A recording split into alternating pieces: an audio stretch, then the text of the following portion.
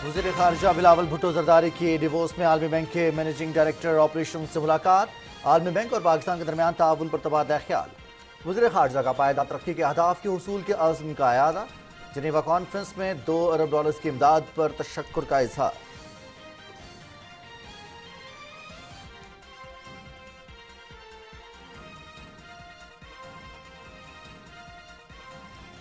माशी इस्तेहकाम के लिए सियासी इस्तेहकाम नागुज़ीर है। ज़र मुबादला के ज़खायर बढ़ाने के लिए तरसीलात ज़र और बरामदात बढ़ाना होंगी। गैर मुल्की सरमायाकारी बढ़ाने के लिए इक़दाम कर रहे हैं। गुज़िश्ता हुकूमत के मुआहदों के बायस हमें मुश्किलात का सामना है।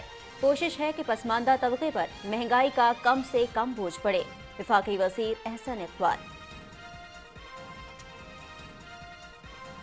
कुदरती आफात से निपटने के लिए फौरी इक़दाम नागुज़ीर हैं। मौजूदा सैलाबी सूरत हाल पाकिस्तान के लिए बड़ा चैलेंज है। मुस्तकबिल में भी इसी तरह के हालात के लिए हर वक्त तैयार रहना होगा। मुल्क को माशी तौर पर मुस्तहकम करने के लिए सस्ती बिजली की पैदावार पर तवज्जो दे रहे हैं। पानी के ज़खायर में इजाफा वक्त की ज़रूरत है। वज़ीर तवानाई खुर्रम दस्तगीर का तकरीब से खिताब। मुल्की माशी तरक्की के लिए बरामदात में इजाफा नागुज़ीर। बरामदात में इजाफे के लिए सनतों का फ़रोग़ अहम है।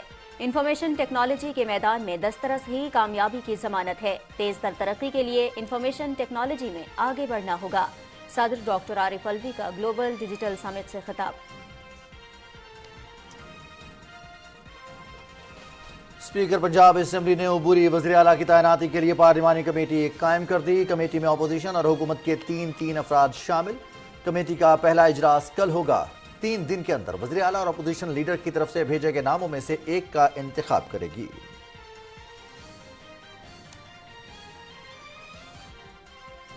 तरक्की के लिए जिंदगी के हर शोबे में ख़वातीन की शमूलियत ज़रूरी है। पाकिस्तान में ख़वातीन बाहिम्मत और बासलाहियत हैं। ख़वातीन को बाइख्तियार बनाने पर यकीन रखते हैं। पीपल्स पार्टी ने ख़वातीन को बाइख्तियार बनाने के लिए कानून साज़ी की। स्पीकर कौमी असेंबली राजा परवेज़ अशरफ का तकरीब से खिताब। पीटीआई की क़यादत नाकाम हो चुकी। अवाम अब इमरान खान के झूठे वादों पर यकीन नहीं करते। मुस्लिम लीग नून नौजवानों की हकीकी पार्टी है। राजनपुर से मुस्लिम लीग नून वाज़ेह बढ़तरी हासिल करेगी। 26 जनवरी को अवाम इमरान खान की सियासत को रद्द कर देंगे। मुस्लिम लीग नून के रहनुमा अवैस तगारी की मीडिया से गुफ्तगू। अमरीका का पाकिस्तान की माशी मजबूती के लिए ताउन का अज़्म। पाकिस्तान की IMF और दीगर आलमी मालियाती इदारों के साथ बातचीत जारी है। उम्मीद है मुज़ाकरात से बेहतरी आएगी। जहां ज़रूरत पड़ी ज़रूर मदद करेंगे। तर्जुमान अमरीकी महकमा खारिजा नेड प्राइस। और रवां हफ्ते के दौरान मुल्क के बालाई इलाकों में बारिश और पहाड़ों पर बर्फबारी की पेशगोई। 21 से 24 जनवरी के दौरान इस्लामाबाद, पंजाब, खैबर पख्तूनख्वा, कश्मीर और गिलगित बल्तिस्तान में बारिश का इम्कान।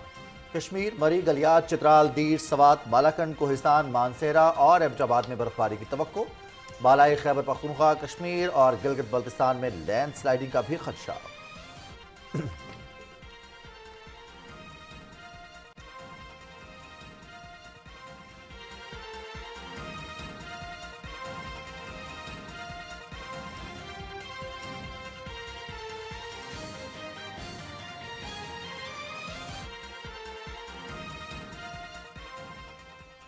अस्सलाम वालेकुम नाज़रीन, पाकिस्तान टेलीविजन न्यूज़ में आपको खुशामदीद कहते हैं। आप देख रहे हैं न्यूज़ शो एट 6। मैं हूं रिजवान अली अहमद और मैं हूं नाज़िया कमल। अहम खबरें आपने जानी, तफसील शामिल करेंगे इस ब्रेक के बाद। साथ रहिएगा।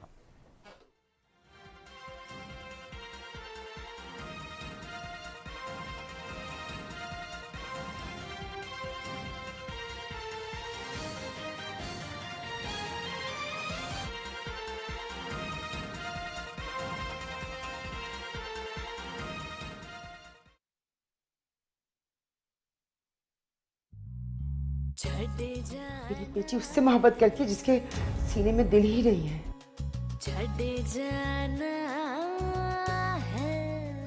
तो तुम बता देते, हम कोर्ट से डायरेक्ट रेस्टोरेंट ही चले जाते खाना खाने। कोर्ट? कहता तो तू भी ठीक है मौजू। वाकई सब ने बेगाना समझ रखा है मुझे। से जोड़ संगत दे डिठे ते आखर विथा पईयां اگر میں بزدل ہوتا تو کیا تم سے کورٹ میرج کرتا؟ بتاؤ.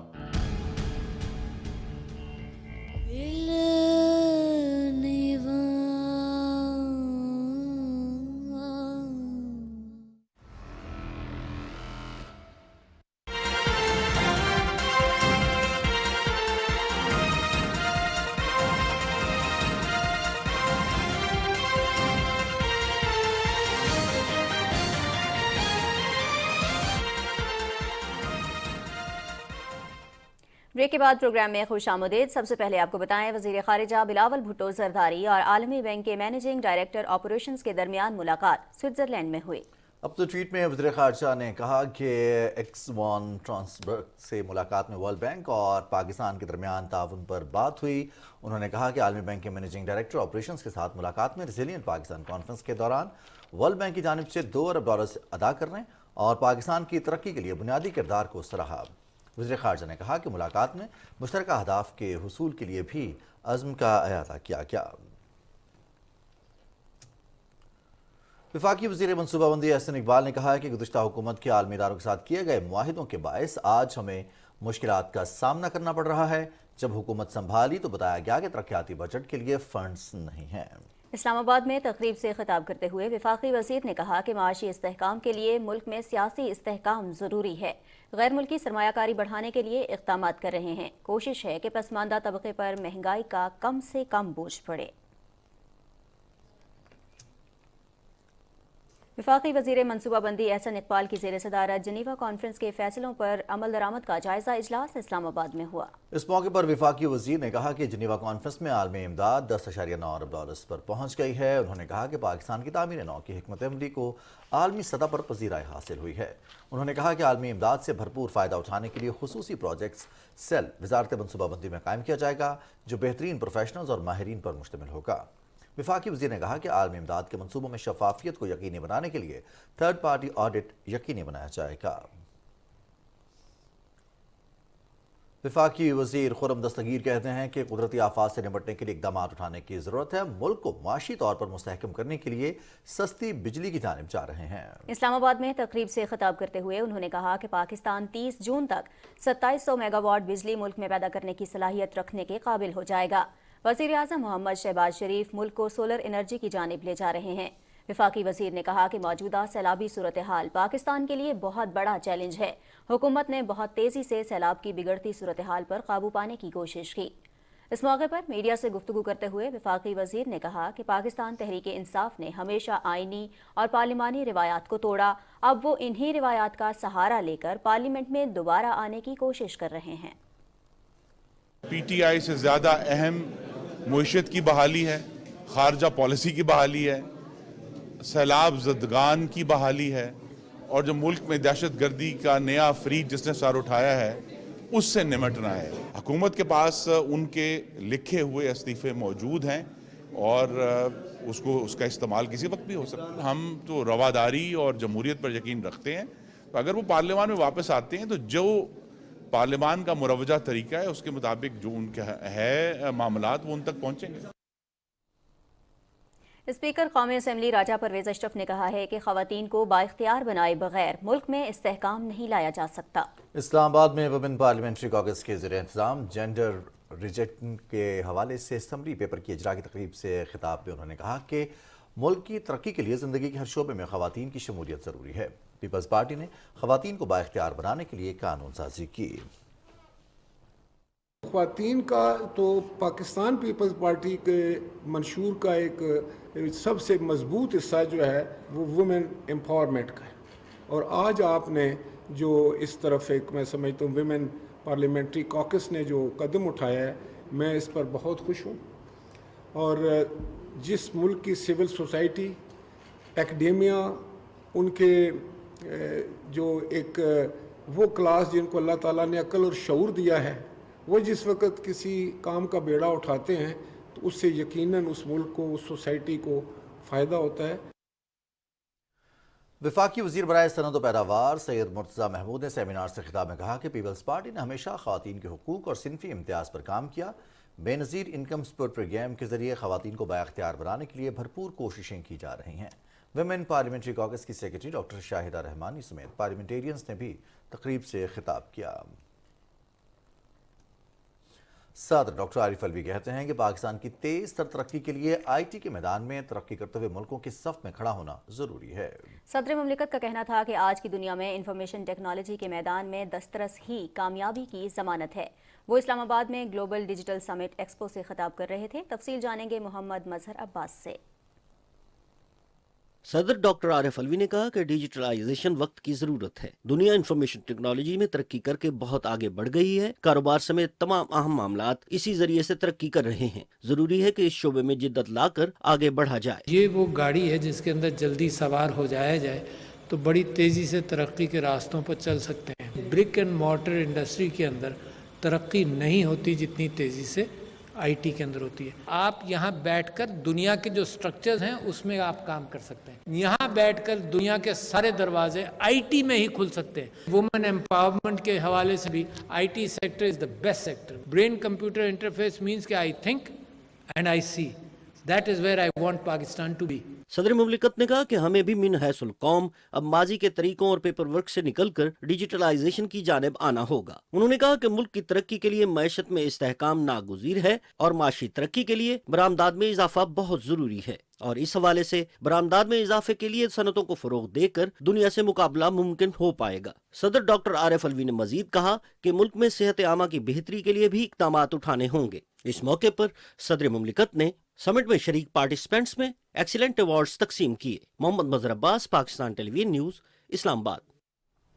اسپیکر پنجاب اسمبلی محمد سبطین خان نے نگران وزیر اعلیٰ کے تقرر کے لیے 6 ناموں پر مشتمل پارلیمانی کمیٹی قائم کر دی ہے۔ پارلیمانی کمیٹی کی تشکیل کا نوٹیفیکیشن پنجاب اسمبلی سیکریٹریٹ نے جاری کر دیا۔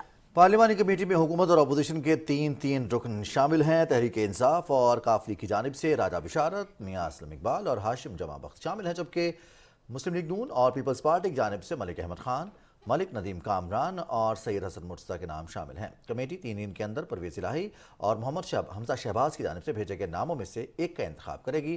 تاہم پارلیمانی کمیٹی میں اتفاق نہ ہونے پر نگران وزیر اعلیٰ کی تعیناتی کا معاملہ الیکشن کمیشن کے پاس چلا جائے گا۔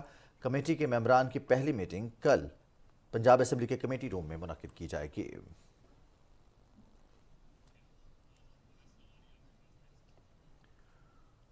مسلم لیگ نون کے رہنما اویس لغاری نے کہا کہ مسلم لیگ نون نوجوانوں کی حقیقی پارٹی ہے۔ ہماری حکومت نے ہمیشہ نوجوانوں کو ملک کی ترقی میں شامل کرنے کے لیے جامع پروگرام شروع کیے ہیں۔ راجن پور میں میڈیا سے گفتگو کرتے ہوئے اویس لغاری نے کہا کہ عمران خان کو حلقے کی عوام مسترد کرے گی۔ جنوبی پنجاب کی عوام عام انتخابات میں ثابت کرے گی کہ عمران خان کا بیانیہ فیل ہو چکا ہے۔ انہوں نے کہا کہ عمران خان کی حکومت نے ملک کی معیشت اور خارجہ پالیسی کو شدید نقصان پہنچایا۔ وفاقی وزیر آئی ٹی سید امین الحق سے سویڈش سفیر کی قیادت میں وفد نے ملاقات کی۔ ملاقات میں باہمی دلچسپی کے امور پر تبادلہ خیال کیا گیا۔ وفاقی وزیر نے پاکستان میں آئی ٹی اور ٹیلی کام سیکٹر میں اقدامات سے وفد کو آگاہ کرتے ہوئے کہا کہ پاکستان اپنے ٹیلنٹ، اکثریتی نوجوان آبادی اور بیرونی سرمایہ کاری کا مرکز ہے۔ آئی ٹی اور ٹیلی کام شعبوں میں سویڈن کمپنیز کے ساتھ ہر ممکن تعاون کے لیے تیار ہیں۔ اس موقع پر سویڈش وفد نے وزارت آئی ٹی اور ٹیلی کام کے مختلف منصوبوں پر اطمینان کا اظہار کرتے ہوئے کہا کہ مصنوعی ذہانت کے استعمال سے ماحولیاتی تبدیلیوں اور غذائی قلت پر قابو پایا جا سکتا ہے۔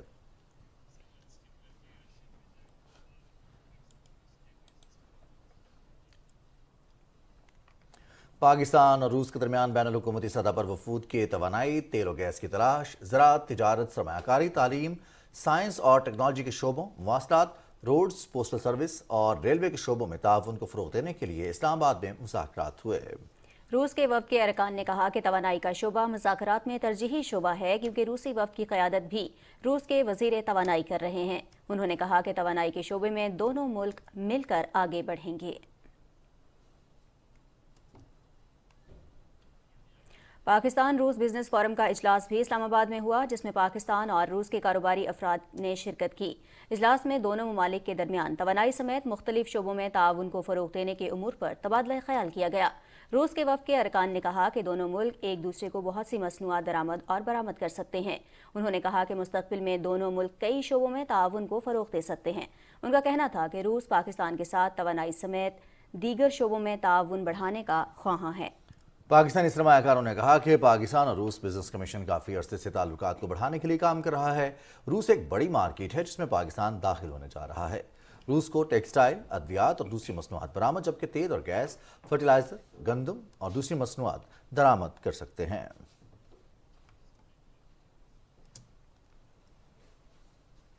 खबरें और भी होंगी एक ब्रेक के बाद, साथ रहिएगा।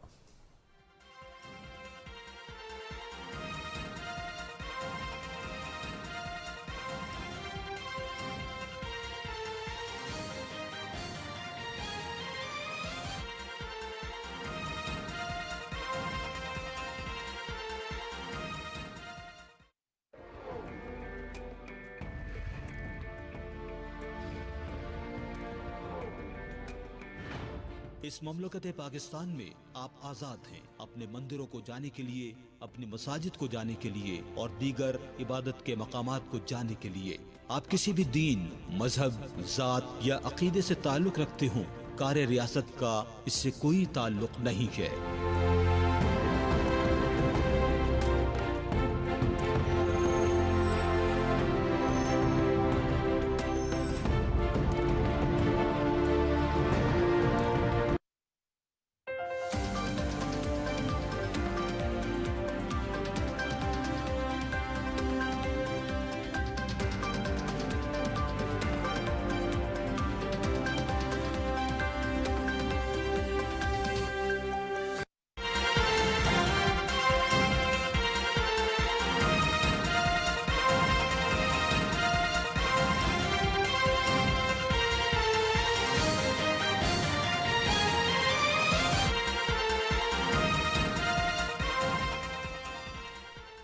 और नाज़रीन, आपको बताएं, अमेरिका ने कहा है कि पाकिस्तान की मईशत मजबूत करने में ताउन के लिए तैयार हैं, चाहते हैं कि पाकिस्तान माशी तौर पर मुस्तहकम हो। वाशिंगटन में अमरीकी महकमा खारजा के तर्जमान नेड प्राइस ने प्रेस ब्रीफिंग में बताया कि पाकिस्तान के IMF और दीगर आलमी मालियाती इदारों के साथ बातचीत जारी है। उम्मीद है मुज़ाकरात के नतीजे में बेहतरी आएगी, ताहम जहां हमारी पाकिस्तान को ज़रूरत पड़ी ज़रूर मदद करेंगे। उन्होंने कहा कि अमरीका और पाकिस्तान के दरमियान इदारा जाती सतह पर बातचीत होती रहती है और मुज़ाकरात अमरीकी महकमा ख़ज़ाना और पाकिस्तानी वज़ारत ख़ज़ाना के दरमियान भी होते हैं।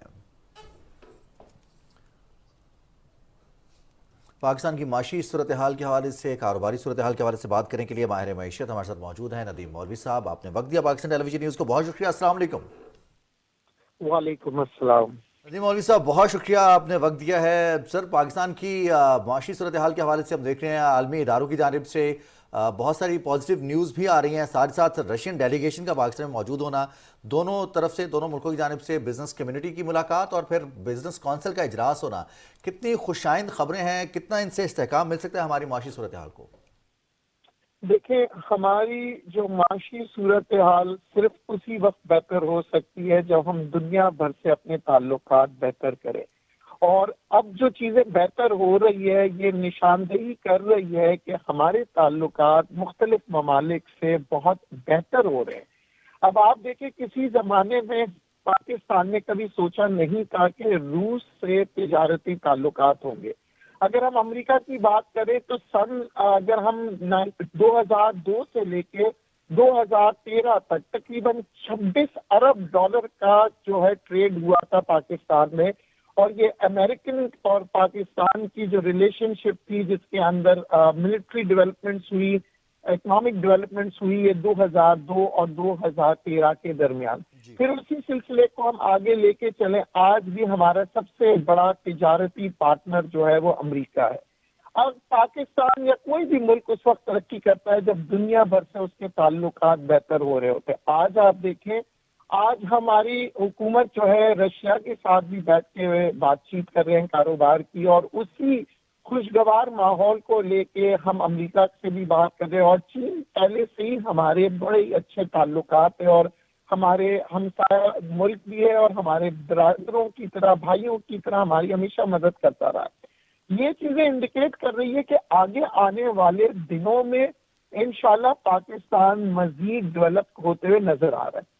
इस वक्त जो हमने जो प्राइसेस है, जाहिर है महंगाई दुनिया भर में हुई, जिसके इम्पैक्ट पाकिस्तान में भी आए। पाकिस्तान का मसला ये था कि पाकिस्तान के एक्सपोर्ट्स डिक्लाइन कर रहे थे क्योंकि दुनिया भर के अंदर रिसेशन थी। جب دنیا بھر میں ریسیشن ہوتی ہے تو وہ اپنے امپورٹس کم کر دیتے ہیں، جس کی وجہ سے ایکسپورٹنگ کنٹری ہمارے جیسے ملکوں کا بڑا نقصان ہوتا ہے۔ اب آپ دیکھیں جیسے جیسے چیزیں بہتر ہو رہی ہیں، انٹرنیشنل ورلڈ وائڈ مارکیٹ، اگر ہم آئل کی بھی بات کریں تو وہ آج $80 سے اوپر جا رہی ہے۔ اس کی وجہ یہ ہے کہ چین کے ساتھ جو ٹریڈ سلو ہوا تھا دنیا بھر کا، وہ مزید اب دوبارہ سے تیزی میں نظر آ رہا ہے، جس کی وجہ سے انٹرنیشنل آئل مارکیٹ بھی، کیونکہ آئل مارکیٹ اس وقت تیز ہوتی ہے جب اکانومیز جو ہے وہ بہتر ہو رہی ہوتی ہے، معیشت بہتر ہو رہی ہوتی ہے۔ معیشت جب گر جاتی ہے تو کارخانے نہیں چلتے، جس کی وجہ سے آئل کی امپورٹس بھی کم ہوتی ہے، ٹریڈ بھی کم ہوتی ہے، اور اس صورت میں آپ دیکھتے ہیں آئل کی قیمتیں بھی گرتی ہیں۔ ایک جانب جب انٹرنیشنل آئل مارکیٹ میں تیزی آتی ہے پاکستان جیسے ملکوں کو نقصان ہوتا ہے، مگر دوسری جانب پاکستان کو معاشی طور پہ فائدہ بھی اس طرح سے ہوتا ہے کہ جب دنیا بھر میں ٹریڈ بڑھتی ہے تو پاکستان کے بھی ایکسپورٹس بڑھ رہے ہیں۔ پاکستان کی جو پالیسیز اب جو ہم پچھلے کئی مہینوں سے دیکھ رہے ہیں کہ امپورٹ کے اوپر بڑے اسٹرکٹ میجرز لیے جا رہے ہیں کہ اننیسیسری امپورٹ نہ ہو، تاکہ ہمارا جو تجارتی خسارہ ہے، ٹریڈ ڈیفیسٹ جو ہے وہ کم ہو جائے۔ اگر ہم اس پہ قابو کر لیتے ہیں تو پھر ہمارے ایکسپورٹ کے نمبر اگر مزید آگے چلے جائیں گے تو پھر ہمارے کو معاشی طور پہ ہمیں امپروومنٹ نظر آئے گی۔ اور دوسری اہم بات جو پاکستان میں جو ڈالر کا جو پینک پھیلا تھا وہ اس لیے تھا کہ ہم نہیں چاہ رہے تھے کہ یہ فری فلوٹ کا فائدہ اٹھاتے ہوئے چند دشمن عناصر نے پاکستان سے ڈالر لے جا کے افغانستان یا دوسرے ممالک لے جانے کی کوشش کی، کیونکہ فری ٹریڈ تھا، اس کو کنٹرول کرنا بڑا مشکل تھا، مگر اب چیزیں کنٹرول میں آ رہی ہے تو دیکھیں اس وجہ سے پینک جو پھیلایا گیا تھا وہ دراصل ہمارے اپنے لوگ نہیں تھے بلکہ کچھ ہمارے ملک کے دشمن تھے جو پینک کریٹ کرتے ہیں۔ جب آپ پینک کریٹ کرتے ہیں، ملک کے بارے میں برا بولتے ہیں تو انویسٹمنٹس آنا رک جاتی ہے۔ اب پاکستان کو ایک اچھی نظر سے دنیا دیکھے گی، اس کی وجہ یہ ہے کہ اب ہم یہ نہیں کر رہے ہیں، پچھلے 4-5 سالوں میں آپ نے دیکھا ہم صرف اپنی برائیاں کر رہے ہیں۔ کسی بھی دنیا کے ملک میں نہ کوئی اکانومسٹ برائی کرتا ہے اپنے ملک کی، نہ اس کی عوام، مگر افسوس کے ساتھ یہاں پہ سوشل میڈیا کے ذریعے سے دنیا بھر میں یہ پھیلایا جا رہا تھا کہ جی پاکستان میں نقصان ہونے والا ہے، تباہ کاریاں آ رہی ہیں، معیشت تباہ ہو جائے گی، جبکہ حقیقت میں کچھ بالکل برعکس تھا۔ 6 ماہ میں بالکل کچھ اس کے برعکس تھی۔ اچھا ندیم صاحب یہ فرمائیے گا کہ آپ نے بیرونی سرمایہ کاری کا تذکرہ کیا، بیرونی سرمایہ کاری کا کتنا حصہ ہے معیشت کو مستحکم کرنے میں، اور آپ کیا سمجھتے ہیں کہ بیرونی سرمایہ کاری میں اضافے کے لیے کون سے ایسے ممکنہ اقدامات ہیں جو اگر کیے جائیں تو بیرونی سرمایہ کاری میں اضافہ بھی ہوگا اور ہماری معیشت بھی استحکام کی جانب جا پائے گی؟ دیکھیں، بیرونی اگر آپ نے انویسٹمنٹس لانی ہے تو ملک کی آپ تعریف کریں، ملک کی برائی کرنے سے کوئی پیسے نہیں لائے گا۔ ہمیشہ یاد رکھیے گا انسان اسی جگہ پہ پیسے لگاتا ہے جہاں پہ وہ چیزوں کو بہتر ہوتے ہوئے دیکھ رہا ہوتا ہے، خراب ملکوں میں کوئی نہیں لگاتا۔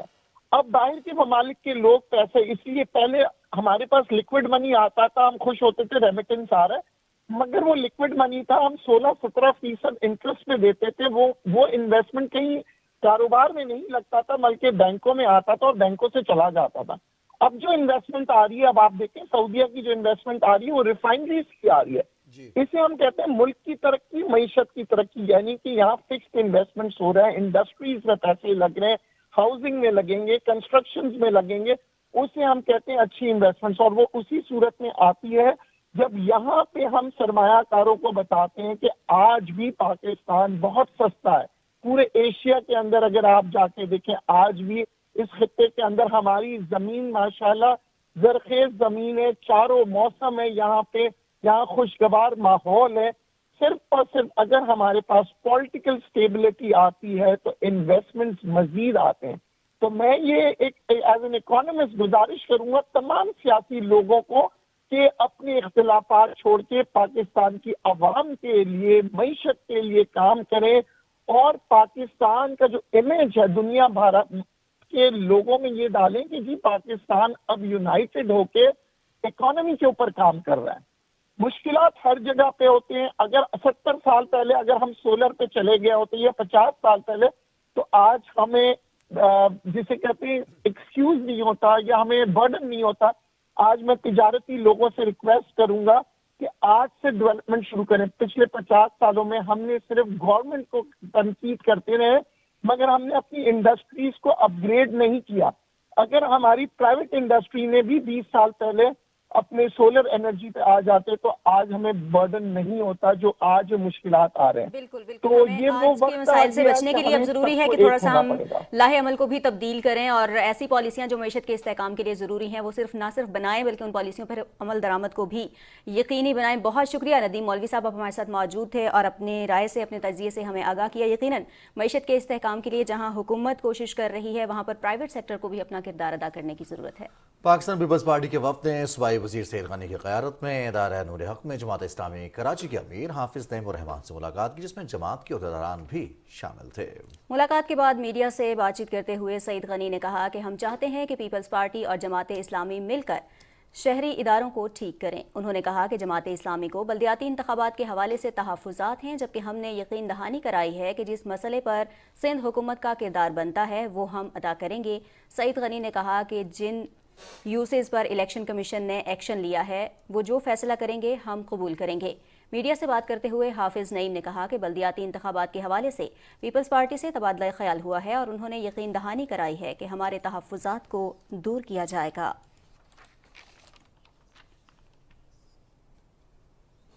ترجمان دفتر خارجہ ممتاز زہرا بلوچ نے کہا ہے کہ پاکستان روس بین الحکومتی کمیشن برائے تجارت، اقتصادی، سائنسی اور تکنیکی تعاون کا 8واں اجلاس اسلام آباد میں جاری ہے. اسلام آباد میں ہفتہ وار نیوز بریفنگ میں ممتاز زہرا بلوچ نے کہا کہ وزیر خارجہ بلاول بھٹو زرداری عالمی اقتصادی فورم کے سالانہ اجلاس میں شرکت کے لیے ڈیووس میں ہیں.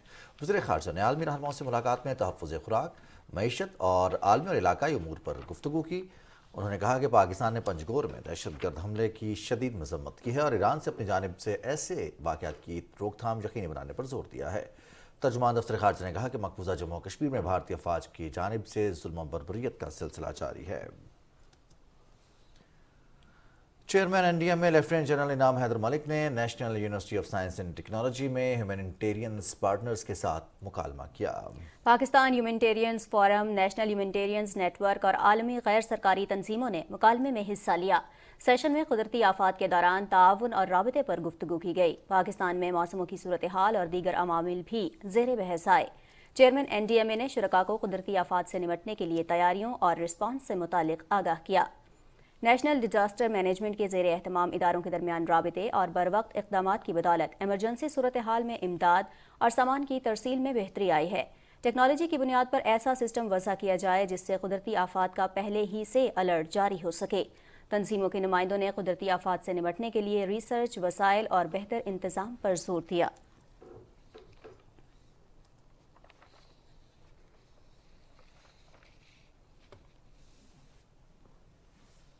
اسلام آباد ہائی کورٹ میں مبینہ بیٹی کو کاغذات نامزدگی میں ظاہر نہ کرنے پر عمران خان کی نااہلی کے لیے دائر کردہ درخواست پر سماعت چیف جسٹس عامر فاروق نے کی.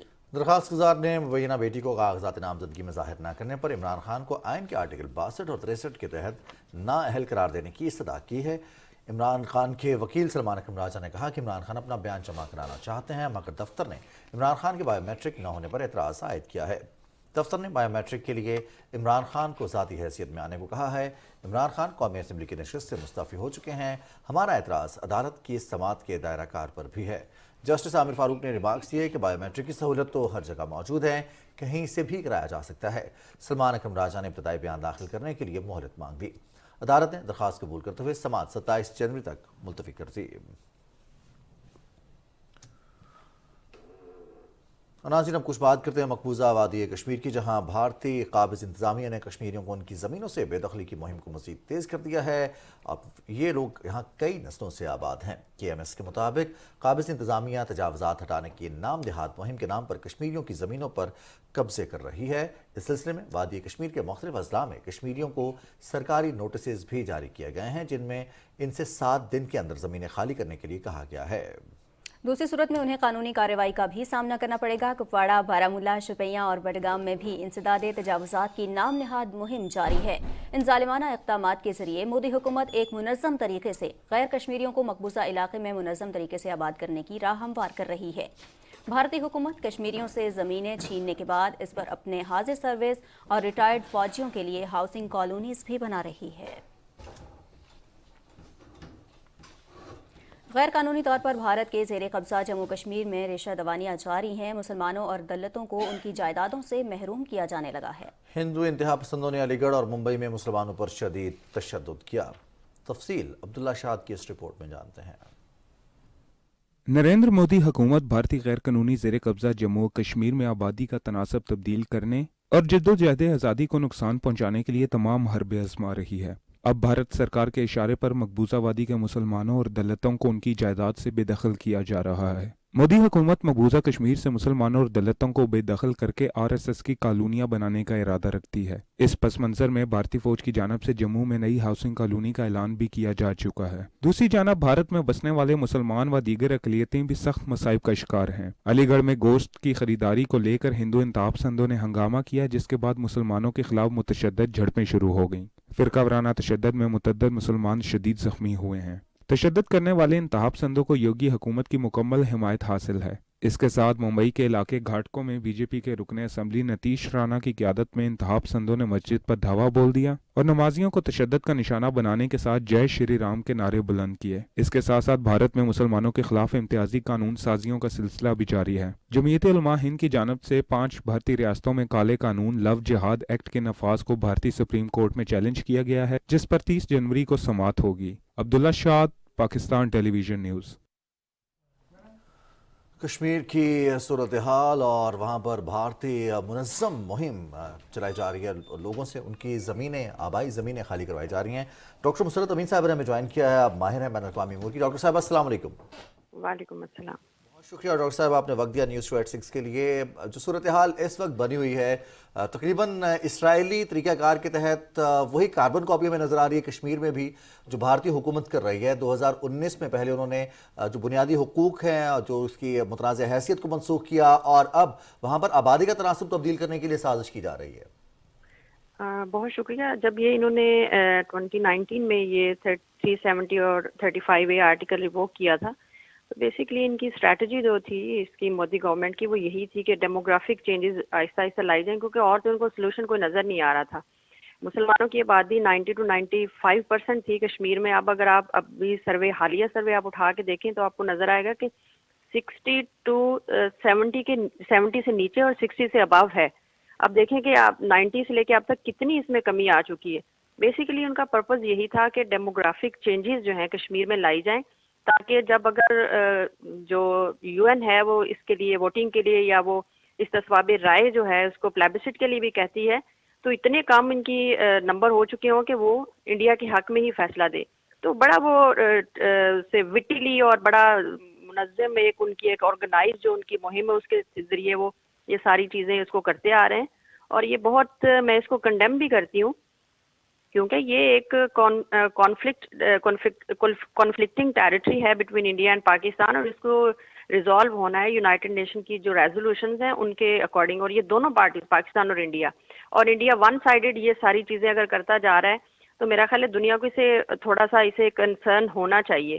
اب دنیا جو ہے اب اگر ہم دیکھیں اگر اس کی بڑی پکچر ہم اس کو دیکھیں کہ گلوبل لیول پہ کیا ہو رہا ہے تو جو رشیا اور یوکرین کی وار ہے اس نے بہت ساری ایسی جو بڑے امپورٹنٹ ایشوز تھے ان کی طرف سے دنیا کی توجہ ہٹا کے ادھر کروا لی ہے. ساری دنیا ادھر اپنی توجہ مرکوز کر رہی ہے کیونکہ انرجی کرائسس ہو گیا. یورپ جو ہے وہ دیکھیں کہاں جا رہا ہے، ریسیشن ہو رہی ہے. دنیا میں بہت سارے ایسے مسائل آئے ہیں. کووڈ-19 تو اس کا وہ تھا ہی تھا، لیکن جب یہ یوکرین اور رشیا کی وار ہوئی ہے تو اس کے بعد بہت سارے حالات چینج ہوئے. اس وجہ سے دنیا ایسے جو ہم اس کو فلیش پوائنٹ بھی کہتے تھے کیونکہ بہت Pakistan and India they are nuclear states تو وہ بڑی جلدی اس کی طرف توجہ آتی تھی. اب ان مسائل کی وجہ سے ان کی توجہ بھی ادھر نہیں آ رہی.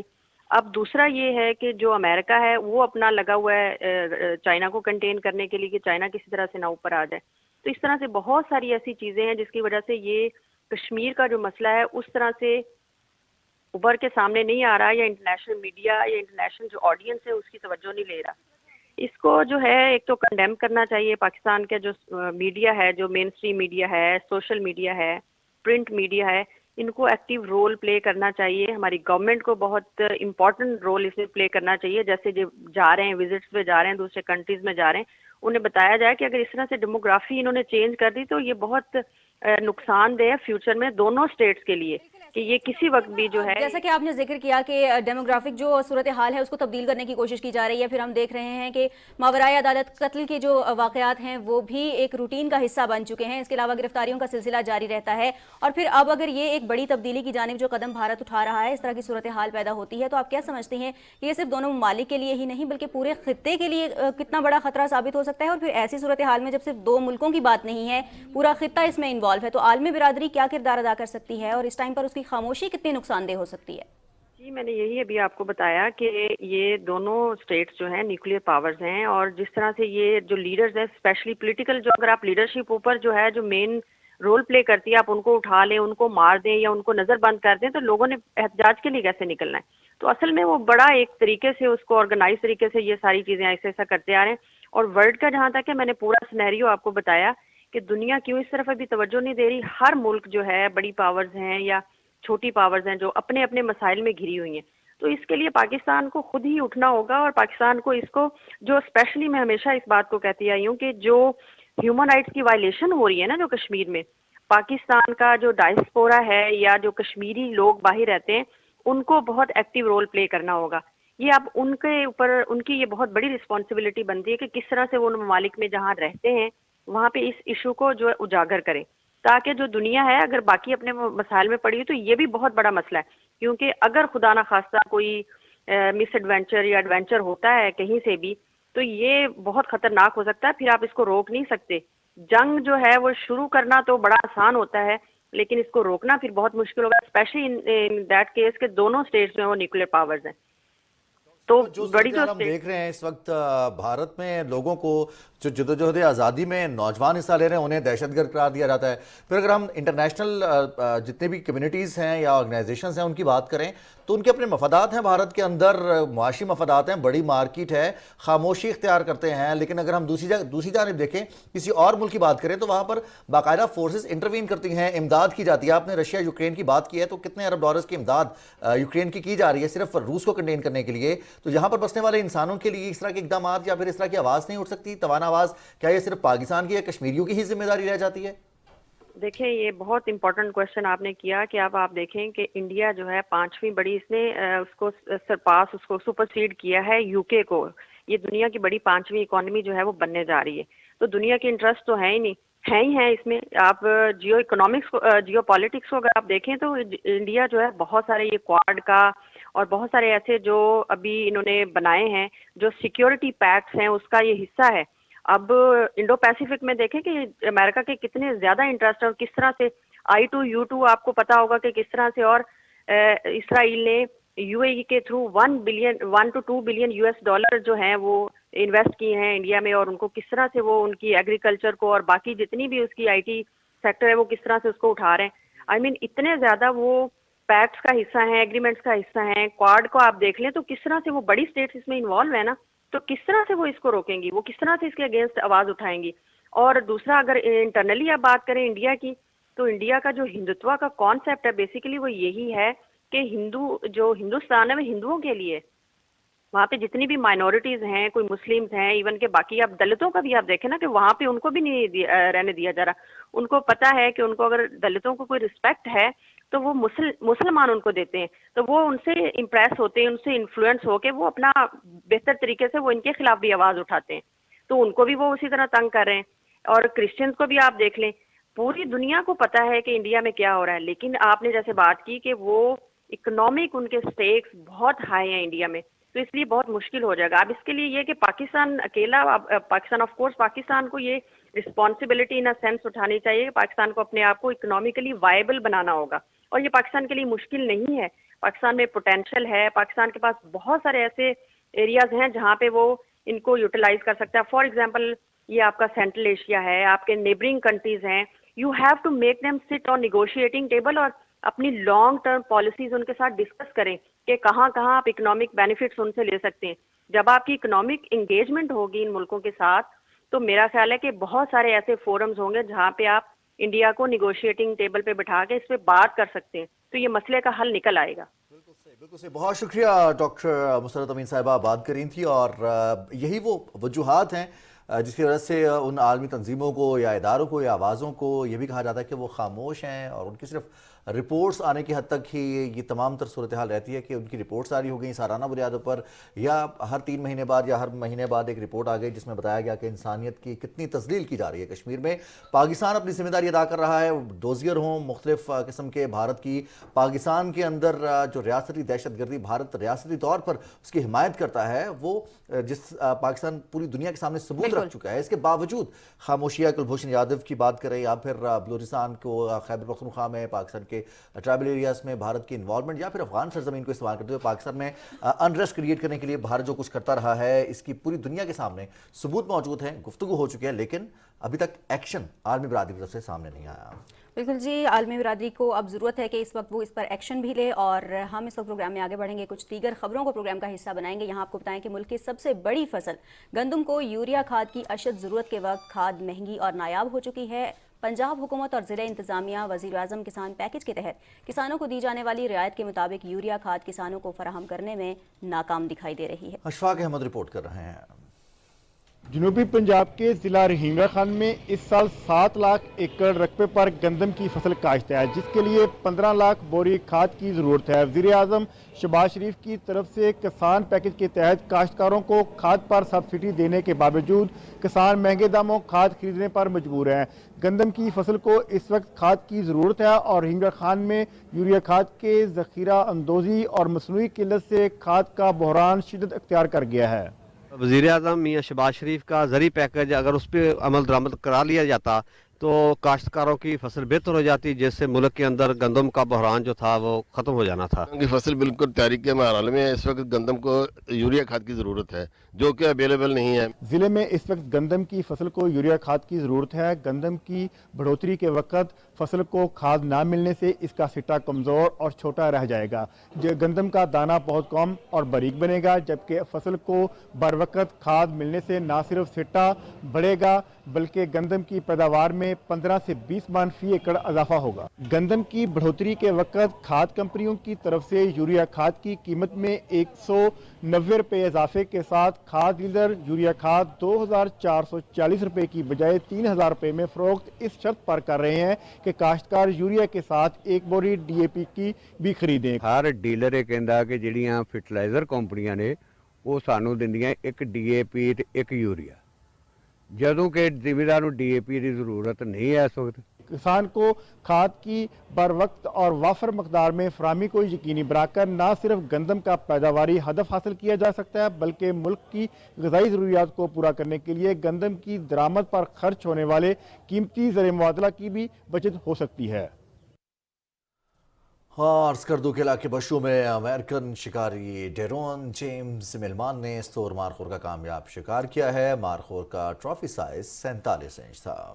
امریکن شکاری نے محکمہ پارک اینڈ وائلڈ لائف گلگت بلتستان کو 3,66,46,500 روپے ادا کر کے قانونی پرمٹ حاصل کیا تھا. شکار کی کل رقم کا 80% مقامی کمیونٹی کو ملے گا. اس موقع پر مقامی کمیونٹی نے محکمہ وائلڈ لائف بلتستان کا خاص طور پر شکریہ ادا کیا. اور ناظرین, بلوچستان میں برف باری کے دوران قومی شاہراہوں پر ٹریفک کو بحال رکھنے کے لیے اقدامات پر تیزی سے عمل جاری ہے. وزیر مواصلات اسد محمود کی ہدایات پر شاہد احسان اللہ کی سربراہی میں NH بلوچستان برف باری کے دوران متاثرہ شاہراہوں کو بحال کرنے کے لیے سرگرم ہے. برف باری کے مسائل سے نمٹنے کے لیے متعلقہ مقامات پر کیمپس قائم کیے گئے ہیں جہاں مستعد عملہ تعینات ہے. قلات, چمن, لکپاس, نوشکی, کچراک, قلعہ سیف اللہ, کوئٹہ, مت شاہراہوں سے برف ہٹا کر ٹریفک کے لیے بحال کر دیا گیا ہے. تمام مسافروں اور شہریوں کو مطلع کیا جاتا ہے کہ صوبے کے نارتھ ریجن کی قومی شاہراہوں سے برف ہٹا کر شاہراہوں کو ہر قسم کی ٹریفک کے لیے کھول دیا گیا ہے. اتر بلوچستان ان دنوں شدید سردی کی لپیٹ میں ہے. برف باری, بارش اور نقطہ انجماد سے کم درجہ حرارت سے لوگوں کو پریشانی کا سامنا ہے. انسداد پولیو مہم اور بلاک ہو جانے والی شاہراہیں بحال کرنے کا مشن بھی کامیابی سے جاری ہے. اسی حوالے سے رپورٹ کر رہے ہیں کوئٹہ سے وقار احمد.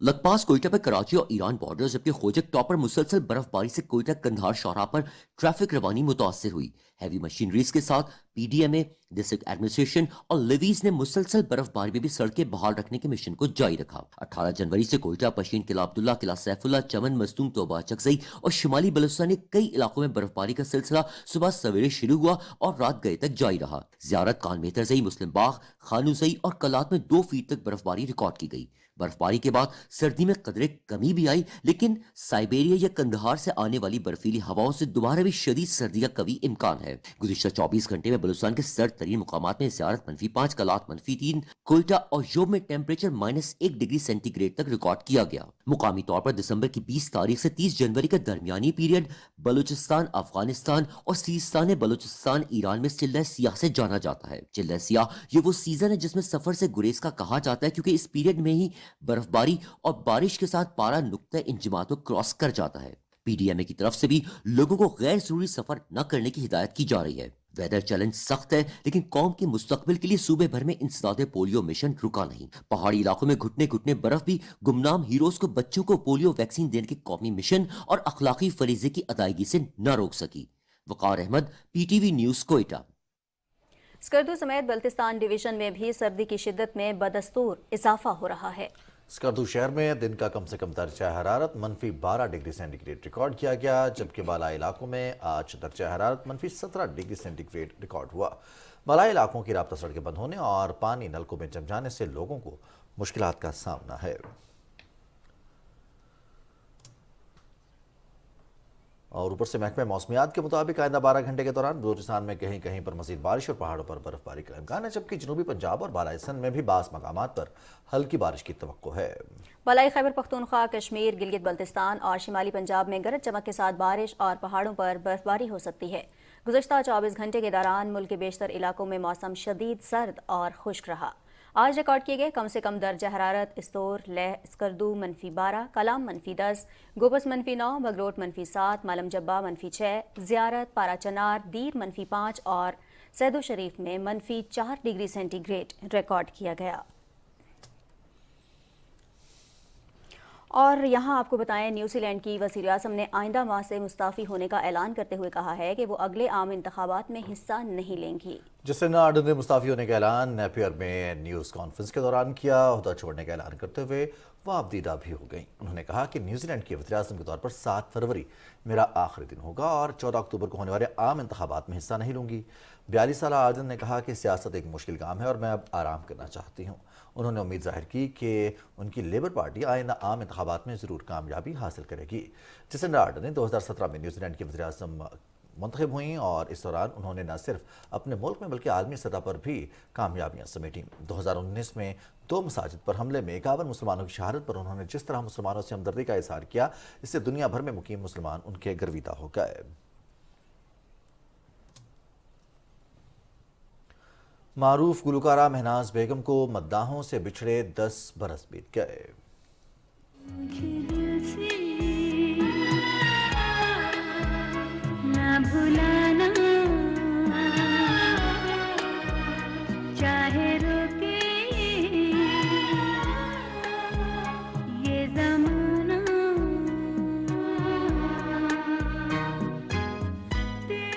दिलकश और सुरीली आवाज़ रखने वाली गुलकारा महनाज बेगम ने 1958 में कराची में आंख खोली। महनाज बेगम ने रेडियो पाकिस्तान से गुलकारी का आगाज़ किया, जिसके बाद पाकिस्तान टेलीविज़न के प्रोग्राम नगमा ज़ार के ज़रिए अवाम में मकबूल हुई।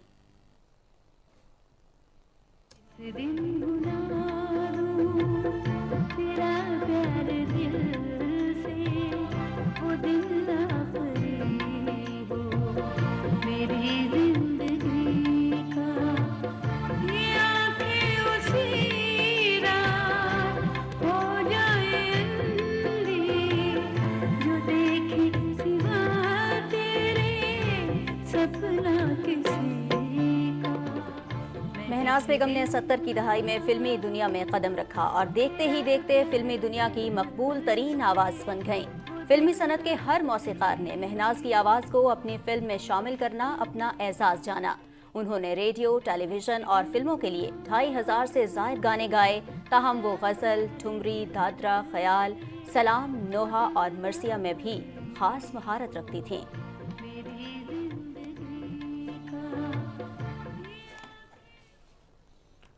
और नाज़रीन, अब कुछ बात करेंगे मारूफ दानिश्वर और अदीब मुन्नू भाई की, जिनको हमसे जुदा हुए 5 बरस बीत गए हैं।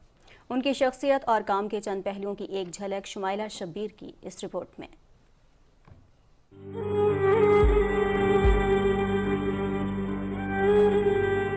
मुन्नू भाई का शुमार अदब से वाबस्ता उन बेहतरीन शख्सियात में होता है जिन्होंने अपना फन किसी किताब से नहीं बल्कि अपने इर्द गिर्द चलते फिरते और सांस लेते किरदारों से सीखा।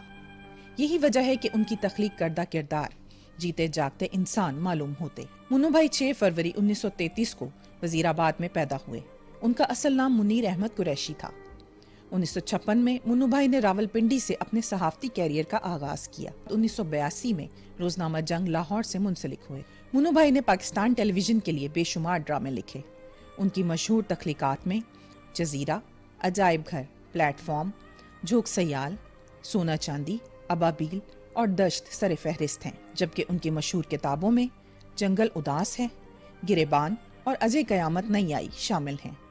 आप उनके कॉलम्स देखिए, आप उनकी शायरी देखिए। शायरी तो उनकी जो पंजाबी की है, इट इज़ हार्ट टचिंग, ऐसे दिल में उतरती ऐसी थी कि ये क्या लिख क्या दिया मुन्नू भाई ने। तो मेरा ईमान है कि मुन्नू भाई न सिर्फ इस ज़िंदगी में बल्कि अपनी अगली ज़िंदगी के लिए भी इतना कुछ करके जा रहे हैं कि दोनों ज़िंदगी उनके लिए बहुत खूबसूरत होंगी। वो भी खूब दिहाड़े सन, भुख लगदी सी मंग लेंदे सा, मिल जांदा सी खा लेंदे सा, नहीं सी मिलदा ते रो पैंदे सा, रोंदे रोंदे सौ रहिंदे सा। ये भी खूब दिहाड़े ने, भुख लगदी है मंग नहीं सकदे, भुख लगदी है मंग नहीं सकदे, मिलदा है ते खा नहीं सकदे, नहीं मिलदा ते रो नहीं सकदे, ना रोइए ते सौ नहीं। 2007 में उन्हें तमगा हुस्ने कारकर्दगी से भी नवाजा गया। मुन्नू भाई फलाही कामों में भी हमेशा पेश रहे। वो सुंदस फाउंडेशन के बानी चेयरमैन भी रहे। 19 जनवरी 2018 को मुन्नू भाई इस जहान फानी से रुखसत हो गए। वो आज हम में नहीं, मगर उनकी याद हमेशा हमारे दिलों में जिंदा रहेगी। Shumaila Shabbir, Pakistan television news, Lahore. नाज़रीन, रिपोर्ट आपने मुलाहिजा की। रिपोर्ट के साथ ही प्रोग्राम का वक्त हुआ मुकम्मल। हमें हमारी टीम के हमरा दीजिए इजाज़त। अपना रखिएगा बहुत सारा ख्याल। अल्लाह निगहबान।